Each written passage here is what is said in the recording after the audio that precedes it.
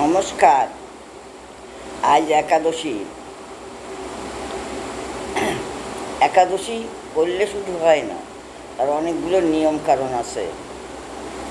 একাদশীতে সকালবেলায় ভোরবেলায় ব্রহ্ম মুহূর্তে উঠতে হয়। উঠে যে কাজকর্ম থাকে, ফুল টুল তোলা, সমস্ত সব কাজকর্ম করে স্নান করে আসতে হবে। 6টার ভিতর স্নান করে আসতে হবে। এসে ঠাকুরকে পুজো দিতে হবে। ঠাকুরকে পুজো টুজো দিয়ে ঠাকুরের পুজো দিয়ে তারপরে যে যেমন পারে ভাগবত পড়ে, গীতা পড়ে, পুরাণ পড়ে, এই সমস্ত করে তারপরে মালা জপে, মালা টালা জপে। তারপরে এখন আমরা তো মানুষ, একাদশীতে এই না খেয়ে থাকাটাই উচিত। কিচ্ছু খাওয়া যাবে না, জলটুকু না। কিন্তু আমরা তো অসমর্থ, না খেয়ে পারি না।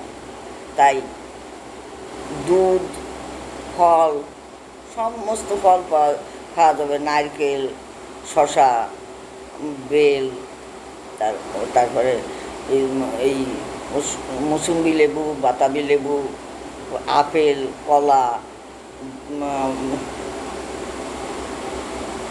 বেদানা, নাশপাতি, মৌসুম্বি সব খাওয়া যাবে। খাওয়ার কোনো বাদ নেই। ওই ফলে দুধও খাওয়া যাবে, কিন্তু পঞ্চশস্য বাদ দিয়ে সব খাওয়া যাবে। আর যারা ফল টল খেয়ে সহ্য করতে পারে না, দুধ খেয়ে সহ্য করতে পারে না, অ্যালার্জি হয়, গ্যাস হয়, তারা খাবে মিষ্টি কুমড়ো, আলু, কাঁচকলা, পেঁপে আর ফুলকপি। এছাড়া অন্য কোনো তরকারি খেতে পারবে না।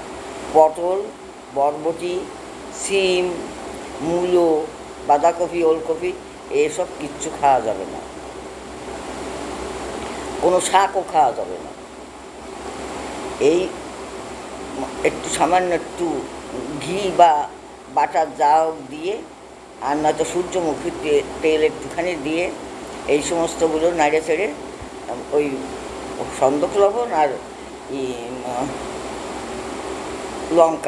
লঙ্কা দিয়ে খেতে হবে। আর হলুদ, জিরে, মশলা কিচ্ছু দেওয়া যাবে না। এই করে খেতে হবে, তবেই একাদশী হবে। কিন্তু একাদশী করলেও শুধু হবে না, এই সমস্ত করে পরদিন ঠিক সময় পালন করতে হবে।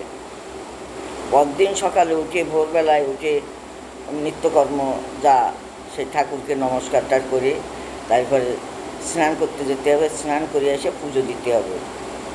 টাইমের ভিতর পুজো সারে তারপর পালন করতে হবে। প্রসাদে যা দেয়া হয় তা সেবা করা যায়। আর নয়তো এই পুরীর প্রসাদ যদি থাকে কেউ, তা দুটে খেয়েও সেবা করেও করা যায়, পালন করা যায়। এই হলো পালন। পালনের আবার মন্ত্রও আছে।